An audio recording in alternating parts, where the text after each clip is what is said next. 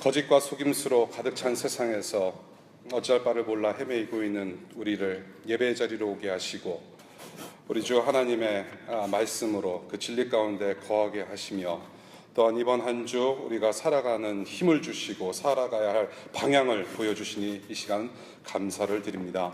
하나님, 저희 이 시간에 거짓말하지 말라는 계명 상고해 봅니다. 주님, 저희가 꼭 알아야 할 말씀만이 선포되어 줄 수 있도록 하시고 성령 하나님, 우리 공동체적으로 오로지 진리만을 추구하며 진실만을 이야기하는 빛의 자녀들로 거듭날 수 있도록 이 시간 말씀 가운데 우리를 붙잡아 주시기를 간절히 기도합니다. 예수님 이름으로 기도합니다. 아멘. 파워포인트에 보시는 내용을 함께 읽겠습니다. 도덕적 기준에 대해서는 이 조선 사람들은 내 것과 내 것에, 네 것에 대해서 그렇게 엄격하지 않을 뿐더러 거짓말을 하여 속임으로 신뢰할 수 없는 사람들이라고 말해야 할 것이다. 이 나라, 이 조선 사람들은 누군가를 속였으면 그것에 대해서 자랑스럽게 생각하고 그것이 부끄러운 일이라 생각하지 않는다. 그렇기 때문에 말이나 소를 사고서도 산 사람이 속아서 산 것이 명백하다면 넉 달 뒤에도 되돌릴 수 있다. 그러나 땅이나 다른 부동산을 팔았을 경우 양도진서를 건네받기 전에만 되물릴 수 있다. 그러면서도 이 나라 사람들은, 이 조선 사람들은 쉽게 속는다. 어떤 것을 가지고서도 우리는 이 조선 사람들을 속일 수 있었다. 특히 절의 스님들을 속이기가 더 쉬웠는데 이 사람들은 바깥 나라와 사람들에 대해서 이야기를 듣기를 좋아했다. 조선 사람들 이야기를 누가 이렇게 썼습니다. 약 350년 전에 조선이라는 나라를 세계에 처음 알린 하멜이라는 사람이 일기에 쓴 내용이래요. 이것이 이제 저희에게는 하멜 표류기라는 책으로 잘 소개가 되었죠. 우리의 그 옛 선조들의 부끄러운 문화를 담고 있습니다. 그런데 지금과 큰 차이를 못 느끼는 것 같아요. 지금도 서로 속이고 속임 당하고 그런 상황 속에서 살아가고 있는 것 같습니다. 이 세상 나라 사람들, 이 세상 나라들은 거짓말의 생활화를 통해서 잘 살아보세 노래하면서 동시에 부도덕의 암덩어리가 커지는 것을 못 느끼고 살아가는 것 같아요. 부도덕의 암덩어리로 인해서 서서히 썩어져가는 그런 악취를 못 느끼고 살아가는 것 같습니다. 남을 속이고 피해주는 일은 사실 조선 350년 전 조선뿐만이 아니라 지금 시대를 살아가는 여러분들이 어느 나라 어디서 살든지 간에 경험할 수 있는 것이라고 저는 생각합니다. 어느 시대 어느 나라든지 저는 다 똑같다고 생각해요. 이것은 또한 다른 나라 이야기가 아니라 우리의 일상의 이야기가 아닌가 싶어요. 서로 속이고 내가 속고 거짓말하는 이런 세상. 이 오늘 9계명에 해당하는 16절 거짓말하지 말라는 명령으로 오늘 세 가지 교훈을 함께 나누고자 합니다. 첫 번째 교훈은 이것입니다. 위증하지 말라는 말씀을 주십니다. 위증하지 말라. 개역개정 성경을 보시는 분들은 아시겠지만 거기에 거짓 증거하지 말라라고 되어 있습니다. 이 말씀의 우선적인 의도가 여기 있습니다. 법정에서의 위증을 가리킵니다. 어떤 사람이 재판관 앞에 섰는데 이 사람이 한 일에 대해서 제3자가 사실이 아닌 거짓으로 증언하면 안 된다라는 것을 1차적으로 교훈 주시고 계십니다. 아무런 죄가 없는 사람에게 억울하게 피해가 가기 때문에 위증하지 말라고 하시는 것이죠. 첫 번째 피해를 생각해 봤을 때 우선 위증 당한 사람의 이름과 명예가 더럽혀집니다. 재판에서 잘 되어서 풀려나더라도 한번 위증을 당하고 재판정에 서서 그렇게 사회에 알려지게 되면 이 사람의 이름과 명예가 이미 더럽혀진다라는 것이죠. 이 사람이 죄를 졌던 안 졌던지 간에 아무튼 이름과 명예에 먹칠이 된다라는 것입니다. 그 한 예로 몇 년 전에 조금 시간 지났죠. 어떤 국문학과, 한국에서 유명하신 국문학과 교수님께서 억울한 일을 당하셨죠. 근데 자기 제자들한테 고소를 당했습니다. 사실이 아닌 것이 밝혀졌음에도 불구하고 이 교수님은 매장을 당했어요. 사회적인 살인을 당한 것이죠. 그분의 이름과 명예에 상당한 피해를 끼쳤습니다. 그러고 은퇴하셨고 조용히 돌아가셨어요. 그렇게 억울한 일들이 참 많지요, 주변에. 두 번째입니다. 이 위증 한마디 때문에 사람의 목숨까지도 잃게 되는 그러한 피해를 입게 된다는 것입니다. 거짓 증언 한마디로 사형 언도를 받게 되는 것이죠. 지금도 그렇습니다만 성경에서도 과거에 두세 사람이 증언하는 바에 따라서 바로 사형에 할 수 있다는, 사형을 처하게 할 수 있다라는 그런 신명기 17장 6절의 말씀도 있습니다. 두세 사람의 증언이 그렇게 위력이 있다라는 것이죠. 한 사람의 생명을 앗아갈 정도로. 이처럼 사람의 이름과 명예, 생명, 그 사람의 가치를 무너뜨리는 위증을 해서는 안 된다라는 것을 1차적으로 말씀을 하고 계십니다. 이웃을 사랑하는 모습이 아니다라는 것이죠. 이렇게 위증하는 것이 얼마나 심각하고 얼마나 위험한지를 성경에서 제가 두 가지 예로 한번 들어보겠습니다. 첫 번째입니다. 아합 왕의 이야기인데요. 열왕기상 21장에 있는 말씀입니다. 이거 간단히 요약해 드릴게요. 아합 왕이 있었습니다. 근데 포도원이 너무 갖고 싶었습니다. 근데 그 포도원, 자기가 갖고 싶었던 포도원의 주인은 나봇이라는 사람입니다. 이 나봇이라는 사람에게 내가 돈을 줘서 너의 포도원을 살 터이니 나한테 넘기라는 얘기를 합니다. 그런데 이 나봇이라는 사람은 법과 전통에 있어서 자기의 유산을 지켜야 하는 그러한 상황에 있었던 것입니다. 자기 것은 자기가 지켜야 한다는 생각이 있었습니다. 아무런 잘못이 없었습니다. 그런데 이 아합 왕은 너무나도 이 포도원이 갖고 싶었던 것이죠. 그래서 이제 아합 왕은 식음을 전폐하고 누워버립니다. 거절을 당했으니 얼마나 또 괘씸했겠습니까? 그런 상황에서 이제 슬슬 지역 경제인에 대한 정치인들의 음모가 이제 시작이 됩니다. 이제 아내 이세벨 여사, 제가 이 여사님을 김 여사라고 부르는데요. 이 김 여사, 이세벨 여사의 주도로 포도원 주인 나봇이 사는 지역의 정치가들에게 공문서를 보냅니다. 그러니까 이것은 남편과 아내, 왕과 아내, 단체 갑질이 이제 시작이 되는 것이죠. 공문서를 돌려서 이 지금 나봇이라는 사람이 하나님을 욕하고, 하나님을 욕하고 또 왕을 욕한다라는 거짓말을 하게 합니다. 그렇게 거짓말을 합니다. 그렇게 공문서를 돌리고 하나님과 왕을 모욕했으니, 특별히 하나님을 모욕했으니 이 사람은 사형에 마땅하다라는 공문서를 돌리면서 모함을 저지르게 됩니다.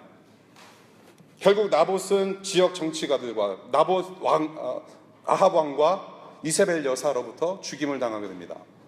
거짓말 때문에. 위증이죠. 결국에는 아합 왕이 그 포도원을 차지하게 됩니다. 왕가의 갑질 거짓말 때문에 살인당하고 재산 빼앗기고 모든 것을 다 잃게 된 아주 억울한 케이스죠. 두 번째 케이스입니다. 마태복음 26장에 나오는 예수 그리스도에 대한 위증을 우리가 볼 수 있습니다. 예수께서 잡히신 다음에 대제사장 가야바 앞에 서십니다. 59절, 마태복음 26장 59절에 이런 말씀이 있어요. 대제사장들과 온 공회가 예수를 죽이려고 그를 칠 거짓 증거를 찾으매라고 증언합니다. 거짓 증인이 많이 와서 예수를 모함하는데도 뜻대로 되지 않는다는 얘기죠. 거짓 증거를 얼마나 많이 생각을 했겠습니까? 이 예수 그리스도를 처단하려고, 이 예수 그리스도를 해치려고, 이 예수 그리스도를 죽이려고 얼마나 많은 생각을 해냈겠습니까? 상상할 수 없는, 입에도 담지 못할 만큼 엄청난 스토리들을 많이 가져왔을 거란 얘기죠. 그런데 궁극적으로 그 거짓 증인들이 거짓 증언을 하면서 밝혀지게 된 것은 증거 없다, 밝혀졌습니다. 그런데 이 증언, 이 거짓 증언이 여기서 끝난 것이 아니라 이것이 빌미로 되어서 예수 그리스도께서 십자가에서 죽으실 정도로 그런 아주 나쁜 원인으로 작용을 했다라는 것이죠. 이 거짓말의 불씨가 결국 십자가 죽음으로 몰아갔거든요. 예수 그리스도의 이름, 예수 그리스도의 명예가 산산조각이 나오고 우리를 구원하러 오신 메시아 예수 그리스도가 그렇게 깨지셨다라는 것이죠. 이처럼 거짓 증언, 사람의 이름과 명예뿐만이 아니라 사람의 목숨까지도 앗아가는 아주 중대한 범죄라는 것입니다. 말 한마디가 가져주는 파장이 이렇게 크다라는 것이죠. 그런데 사실 법정에서의 위증뿐만이 아니라 법정에 나와서도 여전히 거짓말하는 우리 인간들의 모습을 보게 됩니다. 그렇죠? 거짓 증언에는 거짓말에 포함되는 상황이기 때문에 이게 말로 표현할 수 있는 모든 거짓을 삼가하라는 두 번째 교훈을 우리가 여기서 보게 되는 것입니다. 두 번째 교훈입니다. 말로 이웃을 괴롭게 하지 말라. 말로 이웃을 괴롭게 하지 말라. 저는 이 두 번째 교훈을 우리가 이미 상고한 바 있는 3계명에 저는 대입시키고 싶습니다. 3계명은 하나님의 이름을 함부로 부르지 말라는 말씀입니다. 하나님의 이름을 마음대로 부르지 마라. 망령되이 일컫지 말라. 하나님의 이름을 함부로 부르는 것은 우리가 하나님을 얼마나 존귀하게 여기고 얼마나 경외하느냐에 따라서 입 밖으로 그것이 표현된다라고 저희가 3계명을 배울 때 함께 배웠습니다. 그런데 우리는 하나님의 형상대로 지음받은 창조물입니다. 저와 여러분들은 하나님의 형상대로 지음받은 아주 존귀한 존재들입니다. 하나님의 이름이 존귀히 여김을 받아야 하는 것처럼 하나님의 형상대로 지어진 여러분들 또한 존귀히 여김을 받아야 한다는 것입니다. 그럼에도 불구하고 우리의 입으로, 우리의 생각으로 그 이웃들, 우리 서로를 그렇게 말로 해칠 수 없다는 것입니다. 하나님의 이름이 존귀히 여겨져야 하는 것처럼 저와 여러분들이 가지고 있는 이름과 명예와 그 생명 가치가 존귀히 여겨져야 된다는 것입니다. 말로 이웃을 해치지 말라. 그래서 하나님께서 창조하신 이웃의 이름과 명예, 생명을 보호하고 말로 그 사람 해치는 것을 방지하라는 교훈으로 우리가 또한 볼 수 있다는 것입니다. 호세아서 4장 2절을 보시면 거짓말로 사람을 속이는 것이 다른 범죄와 동일선상에서 다루고 있음을 우리가 볼 수 있습니다. 호세아서 4장 2절을 제가 읽어드릴게요. 이 땅에는 진실도 없고 사랑도 없고 하나님을 아는 지식도 없다. 있는 것이라고는 오직 저주와 사기, 속임과 살인과 도둑질과 간음뿐이다. 이 법정 안에서 위증하는 만큼 밖에서도 거짓으로 사람을 속여서 피해를 주는 것 또한 살인과 또한 여러 가지 범죄와 똑같다라는 얘기입니다. 중대한 범죄로 여기심을 우리가 오늘 본문에서 또한 성경 전체를 통해서 우리가 볼 수 있습니다. 말로, 혀로, 입으로 이웃의 존엄성을 깎아내리는 범죄. 여기에는 뭐 여러 가지가 있을 수 있겠죠. 저와 여러분들이 흔히 경험할 수 있는 뒷담화, 3, 4, 5 모여서 한 사람을 깔아뭉개는 그러한 것들, 왜곡된 소문을 퍼뜨리는 것, 또한 잘못된 정보를 통해서 경솔한 판단을 내리고, 또한 말로 사기를 치고, 여러분들 사기를 칠 때 그냥 진실된 말로 사기칩니까? 그렇지 않잖아요. 뭔가 과장된 사실로 인하여서 사람들에게 사기를 친다는 얘기죠. 뒷담화로 사람을 경히 여기고 모함하는 그 모든 것들, 말로 할 수 있는 모든 거짓들, 모든 피해 주는 것들 다 여기에 포함된다는 것이에요. 이웃을 해치는 것을 이렇게 이웃을 해치는 일들에 참여도 하지 말라는 교훈을 우리가 여기서 보게 됩니다. 그러한 일에도 참여하지 말라. 거짓하지 마라. 저와 여러분들이 너무나도 잘 겪고 있는 일상사가 아닌가 싶어요. 특별히 요즘은 인터넷의 발달로 SNS, 페이스북, 트위터, 이제 트위터 한번 갔죠. 예. 페이스북 통해서 글을 통해서 사람들을 모함하고 거짓 증언하고 엄청난 피해를 가져다 줍니다. 왜 그럴까요? 왜 그럴까요? 저는 이 원인을 창세 때부터 수천 년 먹은 인간들의 버릇으로 저는 봅니다. 창세 때 버릇 수천 년 간다라는 말이 있어요. 그렇죠? 창세 때 버릇 수천 년 간다. 사살 버릇 80가지 간다. 아니라 창세기 3장 3절의 이야기입니다. 하와가 뱀에게 말한 내용을 보면 알 수 있습니다. 선악을 알게 하는 나무 열매를 먹는 문제에 대해서 하와는 이렇게 말을 해요. 하나님의 말씀에 너희는 먹지도 말고 만지지도 말라고 하셨다라고 진술을 해요. 예, 어떻게 보면 맞는 말 같습니다. 그런데 잘 생각해 보세요. 하나님께서는 하와한테 말씀하신 적이 없어요. 아담에게 먼저 말씀을 하셨어요. 이런 거 하지 말라라는 명령을 하셨어요. 근데 하와가 직접 나서서 증언을 합니다. 근데 그 증언의 내용도 맞는 것 같기는 하나 잘 보면요, 하나님께서 아담에게 하신 말씀하고 하와가 지금 증언하는 말씀은 말하고 달라요. 하나님의 말씀에는 만지지 말라는 말씀은 없었어요. 먹지 말라는 하셨어도 만지지는 말라는 말씀은 없었어요. 그런데 하나님의 말씀, 이 하와가 아담으로부터 듣고 자기 생각을 집어넣어서 이야기를 한 것입니다. 이 또한 거짓이라고 얘기를 하는 거예요. 위증이죠. 거짓 증언, 거짓말한 것이죠. 하나님의 말씀이란 진리를 뒤틀어서 거짓을 말하게 된 거예요. 자기 생각을 말했다라는 것이죠. 그 뒤로 인간 사회는 말과 혀로 하나님 대적하고 서로를 대적하는 선한 것이 하나 없는 세상으로 변질됐다는 것입니다. 이게 지금까지도 우리에게 나타나는 현상 아닙니까? 하나님의 진리를 왜곡하고 뒤틀려서 말하고 그 가운데 우리가 서로 뒤틀리는 이야기를 하고 그러한 모습이라는 것이죠. 이것을 잘 설명하고 풀어서 얘기하는 곳이 야고보서 3장 8절부터 10절까지의 말씀이라고 봅니다. 야고보서 우리 한번 펴볼까요? 야고보서 3장 8절부터 10절까지의 모습이 정말로 우리의 모습을 너무나도 확연하게 드러내주는 거 있는 것 같아요. 제가 읽겠습니다. 야고보서 3장 8절부터 10절. 그러나 사람의 혀를 길들일 수 있는 사람은 아무도 없습니다. 혀는 걷잡을 수 없는 악이며 죽음에 이르게 하는 도구로 가득 차 있습니다. 우리는 이 혀로 주님이신 아버지를 찬양하기도 하고 또 이 혀로 하나님의 형상대로 지음을 받은 사람들을 저주하기도 합니다. 또 같은 입에서 찬양도 나오고 저주도 나옵니다. 나의 형제자매 여러분, 이렇게 해서는 안 됩니다. 이렇게 해서는 안 됩니다. 어떻게 해서는 안 됩니까? 한 입으로 하나님을 찬양하고 한 입으로 형제자매들을 저주하는, 거짓말로 사람을 속이고 헐뜯고 사람을 해치는 일 하지 말라는 거예요. 하나님을 찬양하고 진리만을 말하며 사랑으로 서로 섬겨야 할 말 문화가 변질이 돼서 이제는 서로 속이고 헐뜯는 저주의 문화가 이 땅에 저와 여러분들 가운데 뿌리 내렸다라는 것입니다. 마태복음 15장 18절에서 예수님께서 이런 말씀하세요.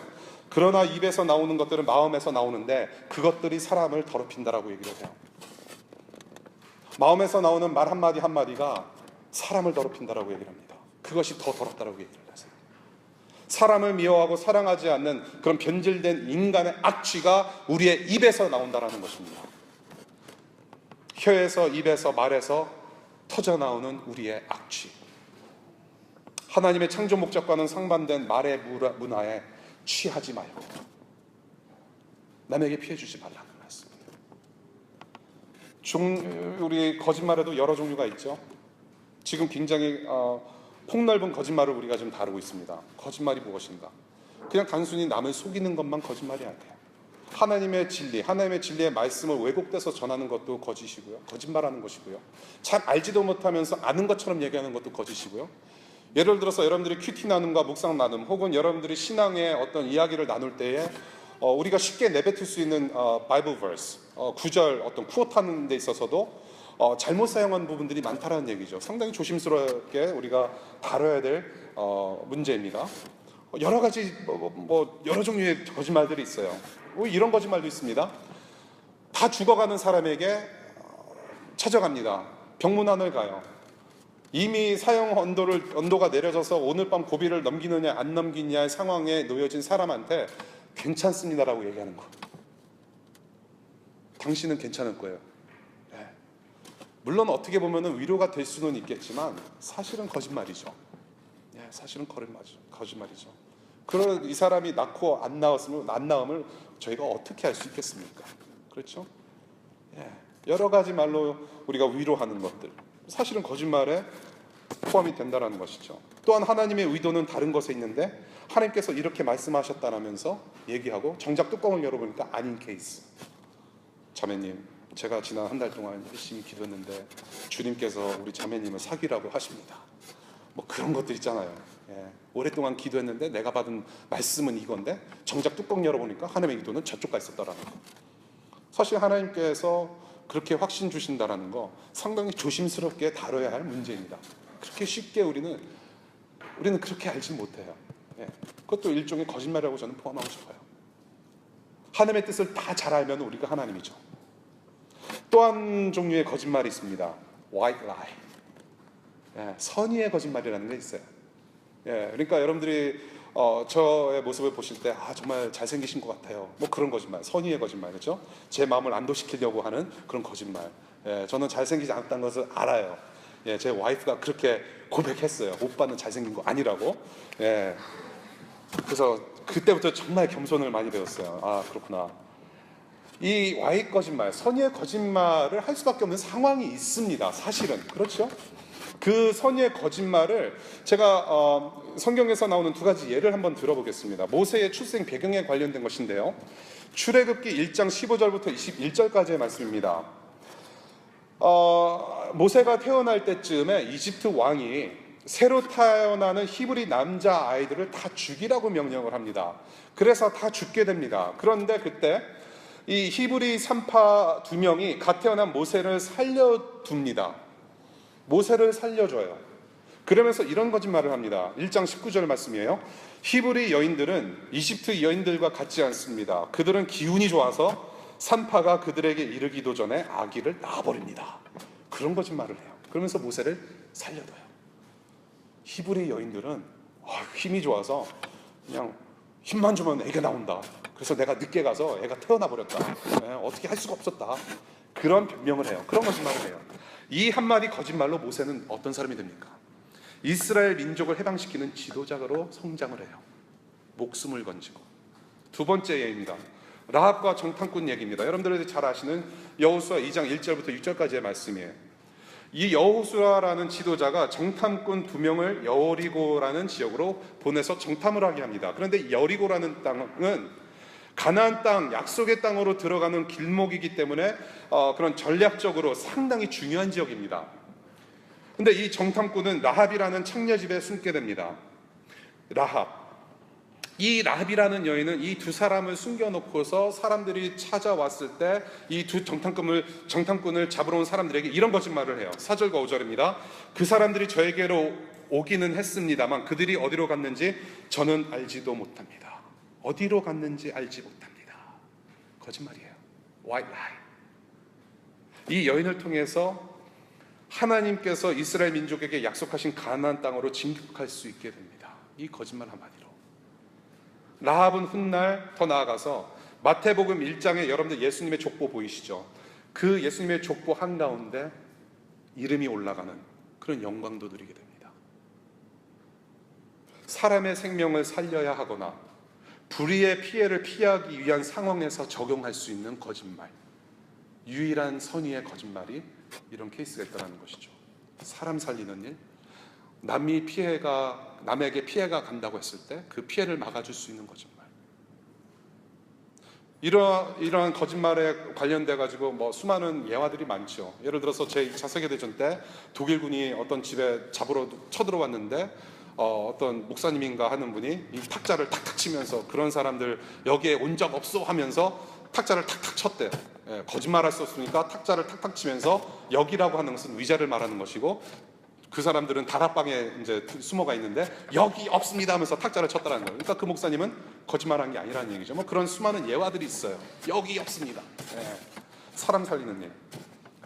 우리 주변의 약자들을 돌아보면서 불우한 이웃들을 돌아보면서 정말로 극한 상황 속에서 내가 거짓말을 해야만 이 불쌍한 사람들이 생명도 거질 수 있고 의식주도 건져낼 수 있는 그런 악한 상황 속에서 할 수 있는 거짓말들.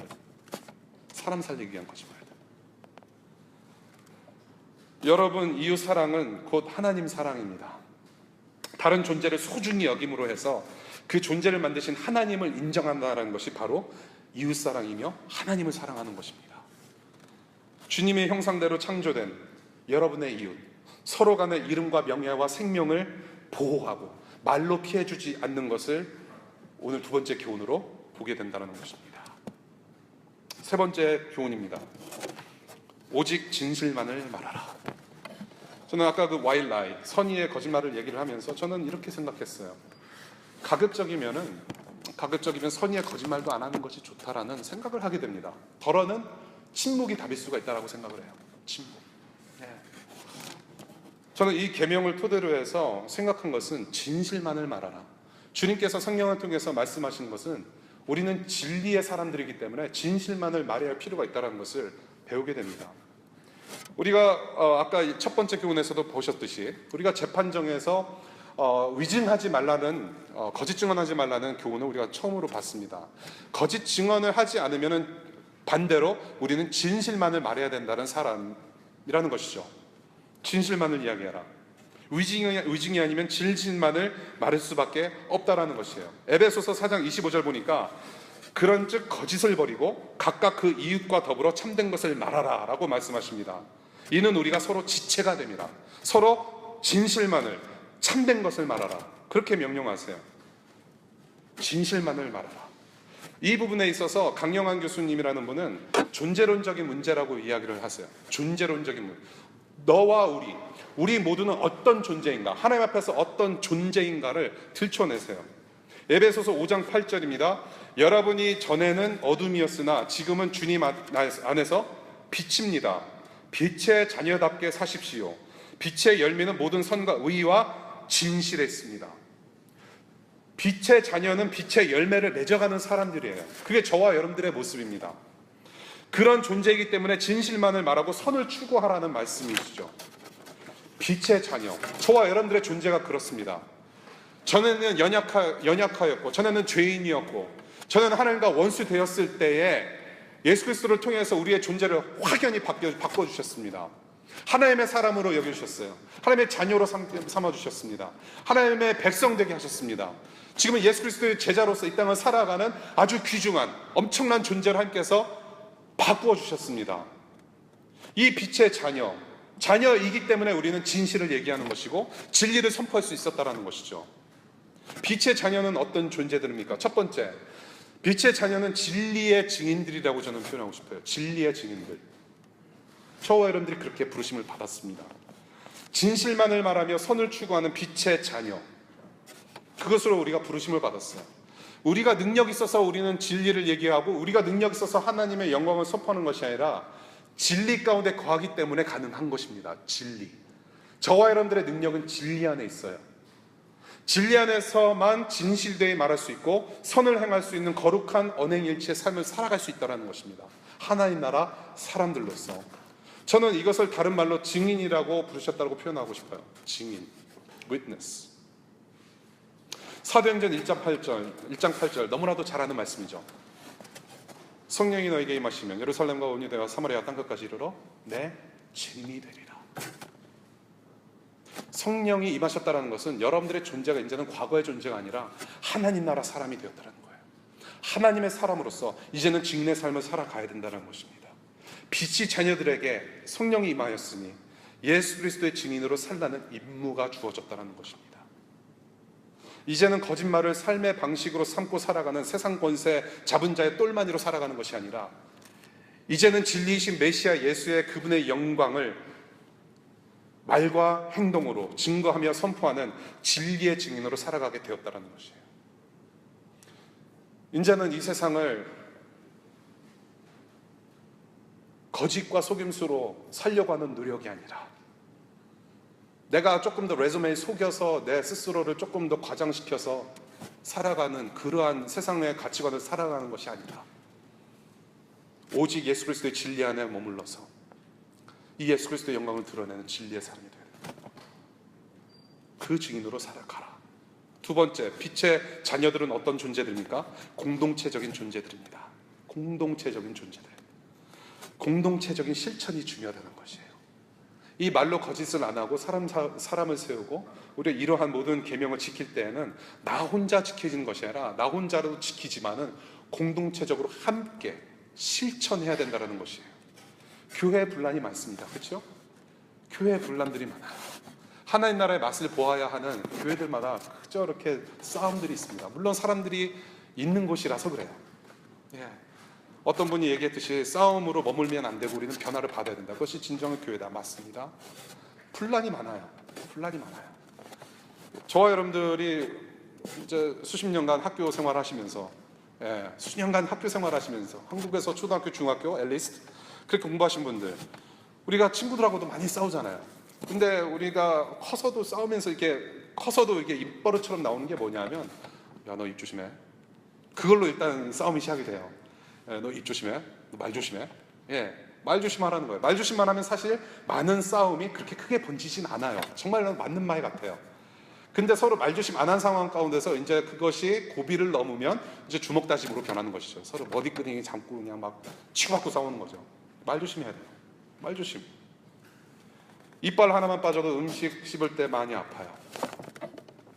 공동체 안에서 10명, 아니 2명 중에 1명이라도 거짓말을 하거나 2명에 1명이라도 남을 속인다면, 2명에 1명이라도 뒷담화를 한다면, 2명에 1명이라도 다른 사람에게 피해주는 말을 한다라면, 한마디라도 한다면 모든 관계가 깨지는 것입니다. 그렇죠?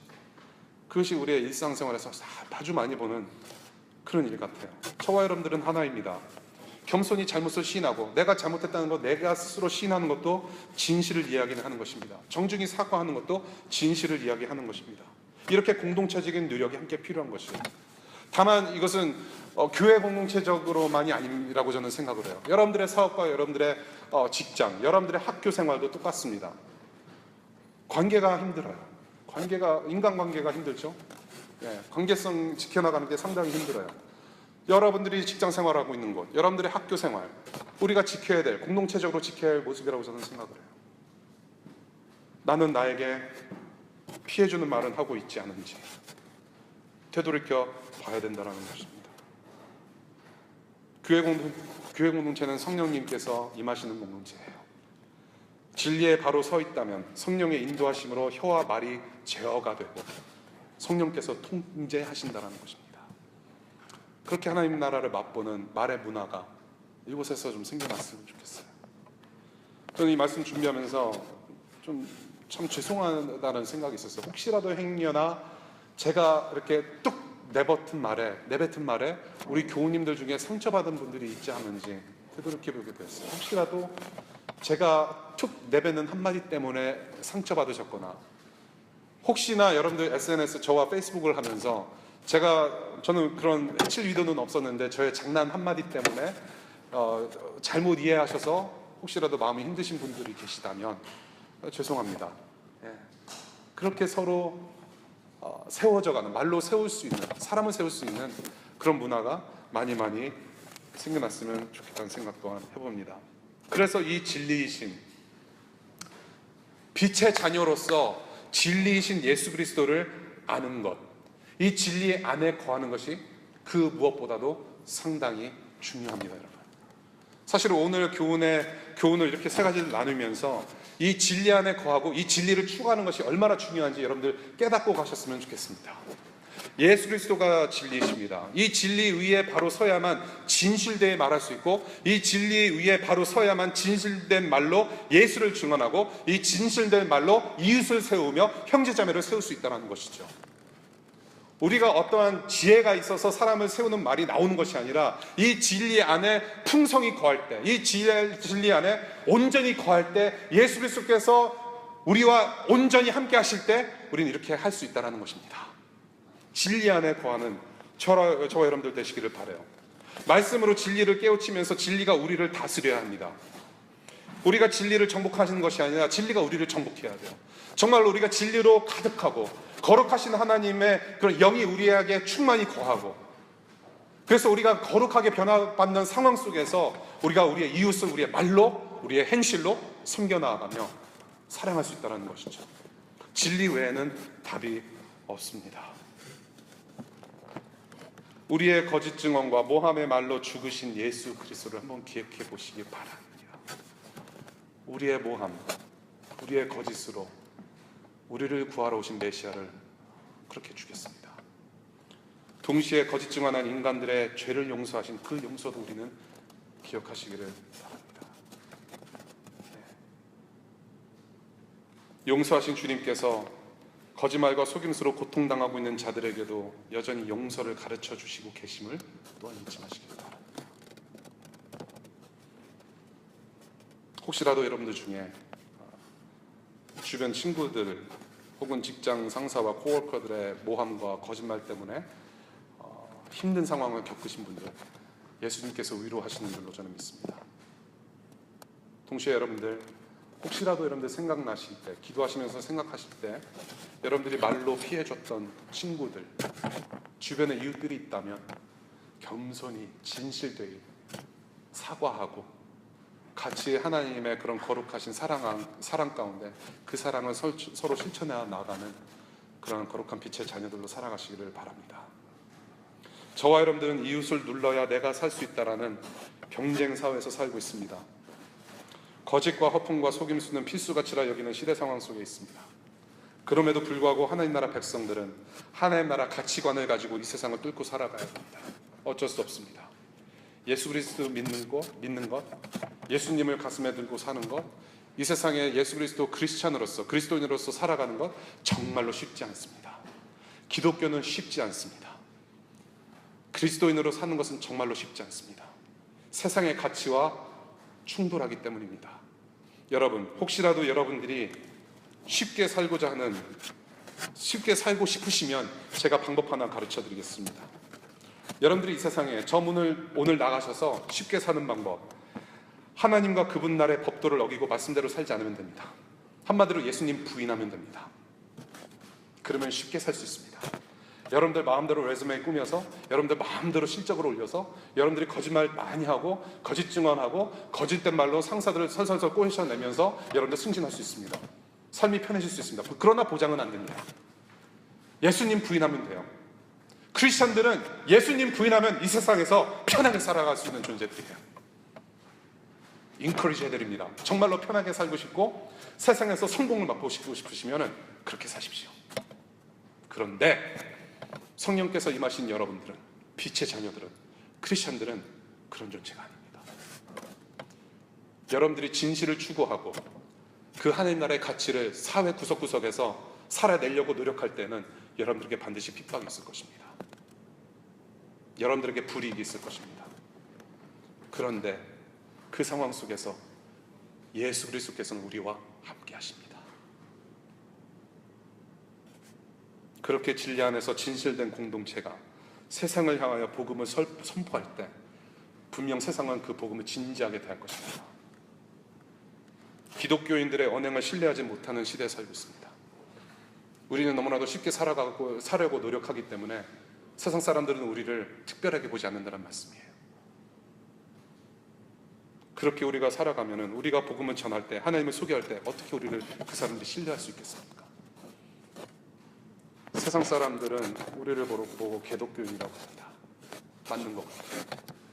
기독교의 영광이 사라진 지 오래됐습니다. 예수 그리스도의 영광이 교회 안에서 사라진 지 오래됐습니다.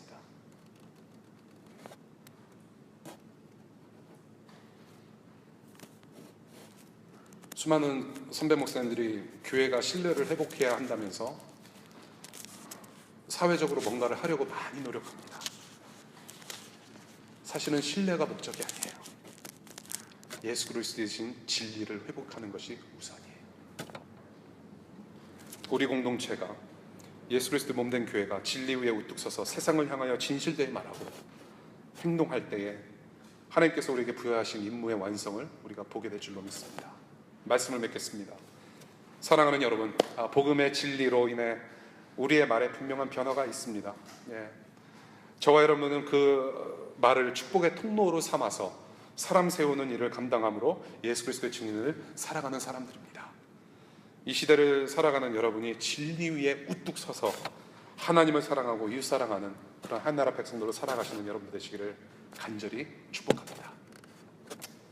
우리 웨스트민스터 77일 문답을 함께 읽으시고